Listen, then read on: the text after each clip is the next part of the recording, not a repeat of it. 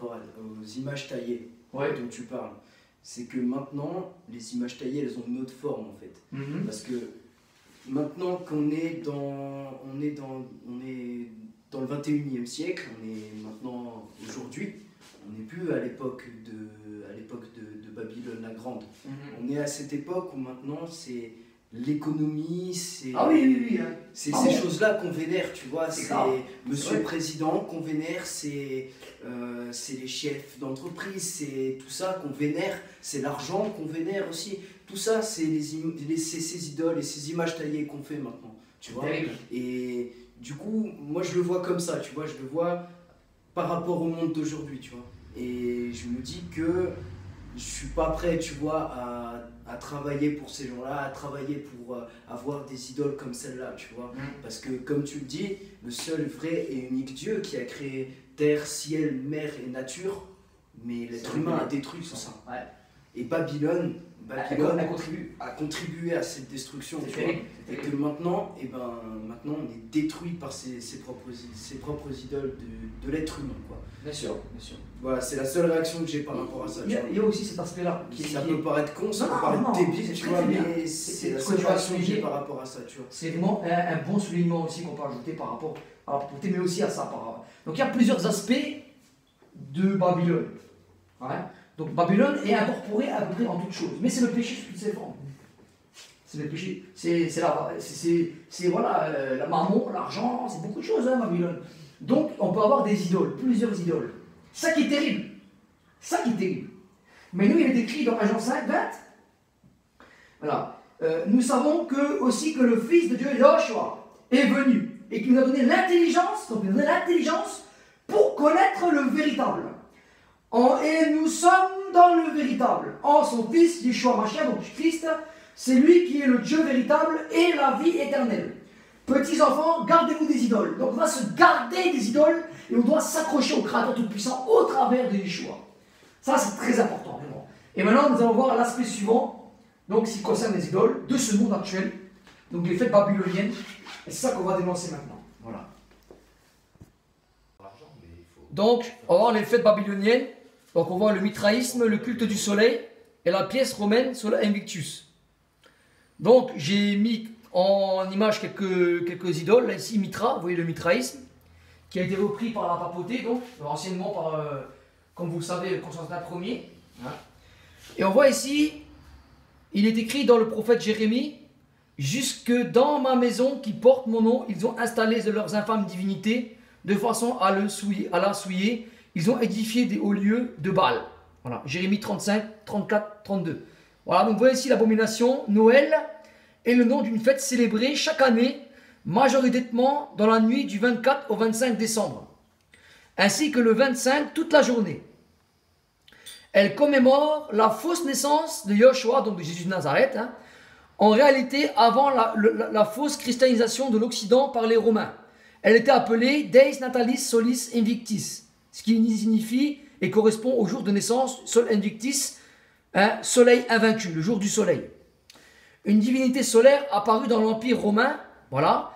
Elle reprend les aspects de la mythologie d'Apollon et du culte de Mitra, connaissant une grande popularité dans l'armée romaine. Donc Yeshua, donc Christ, est pas né un 25 décembre. En réalité, le soleil invaincu est le 25 décembre, l'ancienne fête principale de l'Empire romain, plus tard mise sous la fausse fête du Messie, du 25 décembre. En réalité, le solstice d'hiver tombait alors le 25 décembre, une fête officielle appelée le jour de naissance du soleil, du latin Dies Natalis Solis Invicti. Ce terme natalis est à l'origine du nom français de la fête de Noël. En réalité, les vrais disciples ne pratiquent pas cette fête païenne. Ce sont des rites secrets et des cérémonies en liaison avec les cultes religieux divers dans la Grèce et la Rome antique. Voilà. Un grand nombre de ces fêtes étrangères adoptées par les Grecs et les Romains avaient les mystères liés au culte de la divinité. Parmi ces fêtes, il y avait le culte de la déesse phrygienne, donc Cybèle, la grande mère des dieux, celui de l'Égypte, voilà, Isis, déesse de la lune, de la nature de la fertilité, ainsi que la Perse Mitra, dieu du soleil, dont la fête de sa naissance, voilà, qu'ils appellent une abomination, voilà, la fête de Noël, voilà. Et là, c'est qu'un aspect. Donc là, on voit seulement un aspect de l'abomination, hein, de l'abomination, donc des cultes babyloniens. Maintenant, on va voir encore un culte babylonien, donc l'esprit de prostitution. Donc là, c'est encore l'épiphanie, les rois mages, la fête des Saturnales. C'est la fête. Donc là, c'est Lupercal, Vénus et Cupidon, voilà, qui est fêté ici. Hein. Donc là, on va prendre Deutéronome 7.4 pour dénoncer ce faux culte là de Lupercal, donc Cupidon, hein, la Saint-Valentin, ils appellent ça. Donc on va dénoncer l'origine de la Saint-Valentin. Voilà. Donc c'est une abomination. Vous êtes dans un esprit d'égarement. Hein, repentez-vous, Dieu vous aime. Dieu vous aime. Dieu veut vraiment que vous veniez à la vérité.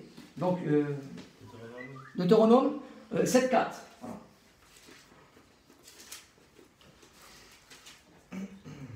Donc c'est terrible.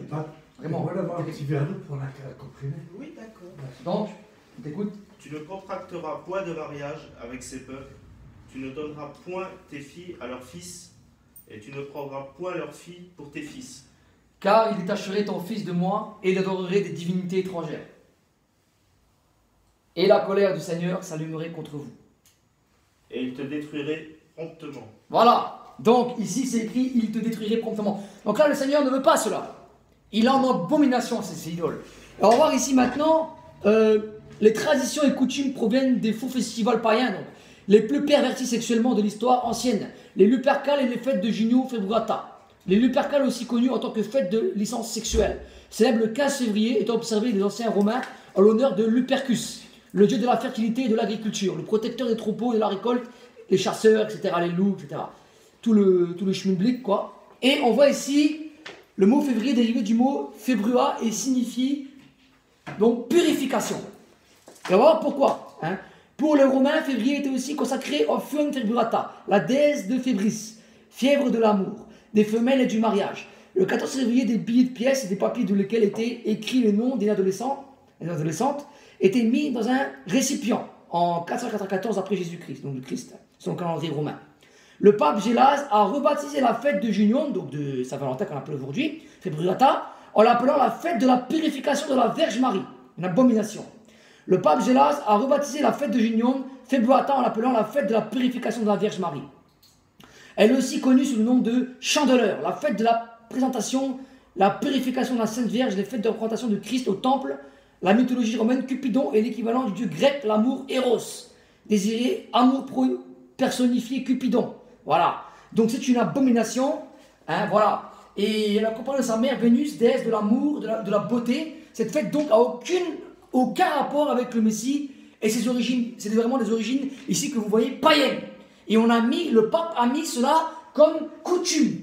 Voilà. Comme tradition dans l'église papale. Ce qui est une abomination et un affront. Parce qu'ici nous découvrons que donc voilà, donc toutes ces fêtes babyloniennes sont une abomination devant Dieu. Hein, et donc les coutumes babyloniennes aussi ont été incorporées dans l'église romaine catholique, la papale. Hein, voilà. Donc nous sortons de Babylone et nous venons à la parole, à l'eau vive, à la source d'eau vive. Amen. On va revenir à la source, on va revenir à la parole de vérité, à Yeshua. C'est pourquoi nous sommes réunis aussi ici. Donc, peut-être vous voulez ajouter quelque chose, les frères et sœurs, par rapport à Babylone maintenant, parce que ce n'est pas seulement l'aspect des idoles, parce que comme tu l'as dit, et c'est la vérité, il y a des idoles comme l'argent, comme beaucoup de choses. Les gens ont des autres idoles aussi. Hein. Donc voilà, il y a Mammon, l'argent, le dieu de l'argent. Donc il y a autre chose à ajouter, peut-être, frères et sœurs, vous voulez partager un témoignage, peut-être quelque chose. Peut-être. Moi, je rebondis surtout par rapport à par rapport à la Vierge Marie, parce que tu as insisté beaucoup là-dessus. Ouais. Et c'est vrai qu'on voit même les fêtes, cette fête de Noël là, on présente Jésus comme un enfant qui est encore sur la crèche. Hein, alors que Jésus, blanc là, son ministère est mort, ressuscité et bien vivant et réel. Et donc Jésus est resté encore à la crèche. Et donc il y a des gens dans l'imaginaire, et il y en a beaucoup qui pensent encore que Jésus c'est ça. Et du coup c'est vraiment des fêtes tradition, et c'est pas vraiment la vie de Jésus qui est vécue en réalité, quoi. Et je veux dire, et aussi, bon, la Vierge Marie, pourquoi on dit Vierge? C'est vrai qu'elle a eu Jésus, mais après elle est importante parce que bon, elle a eu la grâce. Hein, elle a eu la grâce, elle a donné naissance à Jésus, mais je veux dire, par là, c'est Jésus qui est l'élément central dans ça. C'est Jésus, C'est Jésus qui a connu, qui est passé par la croix, et Jésus qui est glorifié. En fait, c'est Jésus que nous devons fixer les yeux vers Jésus et non sur elle. Elle a été le passage par lequel Jésus est venu, mais c'est à Jésus que nous devons fixer les yeux. Et voilà, donc c'est ça. Et non mettre l'accent sur la elle. reine du ciel. Elle a eu la grâce, comme il l'appelle. Voilà. Enfin, je sais pas. Non, c'est bien, c'est bien. Et pour toi, tu as ajouté un passage que tu aimerais dire, ou je sais pas, une parole que tu aimerais dire par rapport à tout ça? Par rapport à Babylone, peut-être on va peut-être parler du chapitre 17 dans Apocalypse. Apocalypse chapitre 17, ok. On va partager l'écriture. Verset 5. 17,5. On t'écoute, frère. Sur son front était écrit un nom, un mystère. Babylone la grande, la mère des impudiques et des abominations de la terre. Voilà. Donc, la mère des impudiques, des abominations de la terre. C'est terrible, c'est terrible. C'est terrible. Et tu aimerais ajouter par rapport à ce passage? Mais il est très intéressant, le chapitre 17. Oui, très intéressant. Parce que, lisez-le chez vous, lisez-le. Parce que, bon, une fois qu'on l'a décrypté, on se rend compte que voilà, on peut peut-être en parler. Hein. Vas-y, on t'écoute. La partage libre. Donc, par l'esprit, non par la chair. Et je vis une femme assise sur une bête écarlate, pleine de noms de blasphème, ayant 7 têtes et 10 cornes. Donc ça, c'est la grande prostituée. Voilà. Ça, c'est la grande prostituée, c'est l'esprit de prostitution. Donc on a vu par rapport... Cette femme était vêtue de pourpre et d'écarlate, et parée d'or, de pierres précieuses et de perles. Elle tenait dans sa main une coupe d'or remplie d'abominations et des impuretés de sa prostitution. Donc moi j'aimerais juste faire un éclaircissement par rapport à ça. Quand on regarde les papes et d'écarlate, ils sont parés d'or, de pierres précieuses, de perles, et ils tiennent dans leurs mains une coupe d'or. Voilà. Donc on voit très bien ici cet éclaircissement.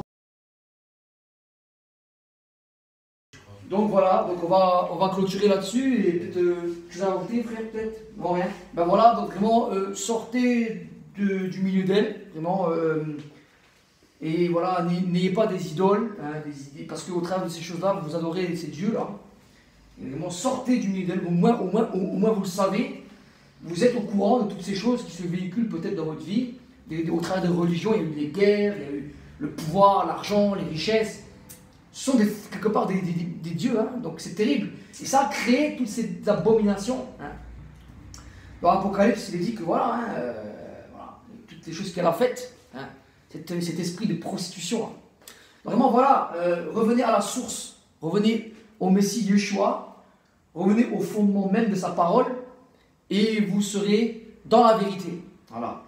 Car le Seigneur a dit dans Jean 8, 32 à 36, vous connaîtrez la vérité, et la vérité vous rendra libre, vous affranchira.